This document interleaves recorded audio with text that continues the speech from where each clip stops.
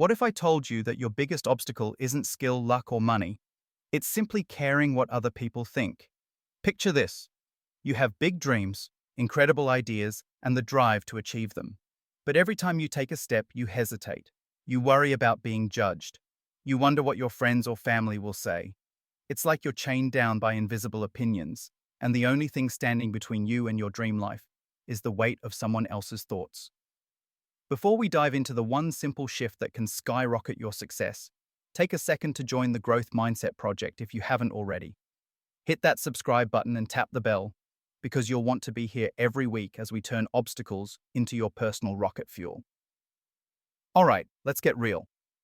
Most of us spend years, sometimes decades, wrapped up in the fear of being misunderstood, criticized, or just plain overlooked. I used to check my phone endlessly, reread comments, and analyze every stray remark from people who didn't even know me. I thought that if everyone liked me, I'd get ahead. But here's the honest truth.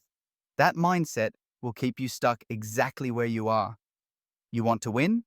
First, you have to stop caring about what others think. Seriously, not caring about what others think isn't about becoming a robot or ignoring honesty from people you respect. It's about becoming immune to the opinions that don't serve your mission and using every shred of negative energy as motivation. For the last 10 years, I've learned to weaponize every ounce of criticism. If someone doubted me, that became the reason I hustled harder, got up earlier, closed another deal, or launched another project. While most people let negative comments slow them down, I flipped every "you can't do it" into my morning alarm. It can be the sly jab from a friend or an offhand, "most people fail anyway" remark. Either way, don't let it shrink you. Convert it. Let criticism build your determination, not your doubts. Think about the last time someone doubted you. Maybe it was a colleague, maybe even someone close to you, tossing casual negativity your way. The temptation is to ruminate, maybe even let their words sink in and fester. But instead, imagine treating those words as free energy. Use them to push you to respond to those emails, hit the gym, or learn something new. That's your edge. Everyone is motivated by different things, and sometimes the dream alone isn't enough. But when someone says you can't, that challenge can light a fire nothing else can. Let me share a quick story. A friend of mine recently received a barrage of nasty messages from someone who was jealous and upset about their own failures. My advice was clear. Don't lose a second of sleep over it. Don't let a failure's opinion derail your vision. Prove them wrong, not for them, but for you. Stop internalizing their negativity. Turn it into work ethic, confidence, and tangible results. And if you're wondering, is it okay to care at all about what others think? And here's the nuance. There is a select handful of people whose opinions, earned through their achievements, integrity, and the lives they've impacted, can matter. Let their standards hold you accountable, because you want to impress those who have already walked the walk. But outside of this tiny select group, caring about everyone else is the fastest way to guarantee mediocrity. Most people aren't haters. They're just neutral, unambitious, or stuck in their own comfort. Their lack of excitement for your dream means nothing. Has this hit home so far? If it has, hit that like button and drop a comment below with a time when you overcame someone else's doubt. Let's cheer each other on in the comments. The most insidious risk isn't even the trolls in your DMs. It's the passively unsupportive crowd. The friends who never like your posts, who question your ideas behind your back, who make little jokes or seem oddly silent when you share good news. These people often hold us back more than outright naysayers, because their subtle disapproval is easy to absorb.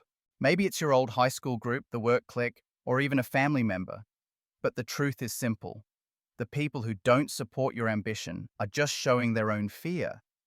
Fear that if you change, they'll have to face their own comfort zone. If you buy into their energy, you stall. But if you convert even their apathy or mockery into fuel, you win. Why? Because while they're content just to drift, you're after something bigger. the person out there who genuinely needs what you have to offer. That's who you focus on. At a certain point, you need to ask yourself, is it time to cut some people off? Here's a secret. When I started sharing my ideas online, I stopped looking at who was watching or what old friends thought. Why? Because I wasn't making content for them. Mute the feedback. Stop giving energy to passive onlookers. Start crafting your life for those you are meant to impact. You can't move forward while dragging the weight of outdated relationships. Some people will always think your ambitions are silly or too much. They'll whisper, "Who does she think she is?" Or, "Why is he acting like a big shot?" Let them. That's not your audience anymore. You have a responsibility to lead, impact, and share what you know in order to help others leapfrog those same slow starts you faced. That focus, unstoppable. But maybe you're thinking about your own missteps. Maybe you have regrets, memories, mistakes that make you ashamed, and they bubble up anytime you consider making a bold move. Here's my favorite question. So what? Yes, really. So what if you've made mistakes? Who hasn't? So what if you fumbled in the past, disappointed someone, or took the wrong turn at some juncture? The only thing that matters is what you do now. Mistakes are universal. If you've done something wrong, own up to it and make it right. But never let your past hold your future hostage. If a billionaire with a messy past can go on to run a country, if a pop star can be universally cancelled and then drop a chart-topping album a year later, why can't you completely reinvent yourself? When you stop caring about judgment over your old self, you unleash the real power to change. So, when doubt creeps in, just ask, so what? It's over. Move forward. Now, if you're enjoying the practical tips so far, hit the like button, subscribe if you haven't, and tell me below what dream you're working toward. Let's create a wave of inspiration for each other. The final trick to not caring about what others think? Get crystal clear on your vision for the future.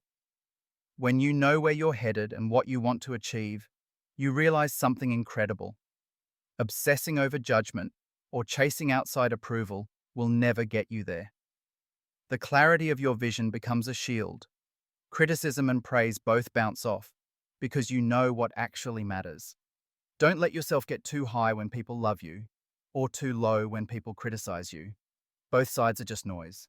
If your self-worth is tied to external validation, you'll be on a roller coaster that never ends. Stay steady.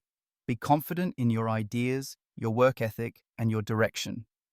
Take in feedback where it helps, but don't base your next step on applause or negativity. Remember, fans turn to critics and critics to fans faster than you can imagine. One new achievement, one new project, and suddenly the world's opinion reverses. Focus on your standards, your purpose, your craft. Keep your eye on the real prize, who you are becoming. If you got value today and you're ready for more tools to upgrade your mindset, check out our other videos. Don't forget to hit subscribe, tap the bell, and I'll see you in the next deep dive.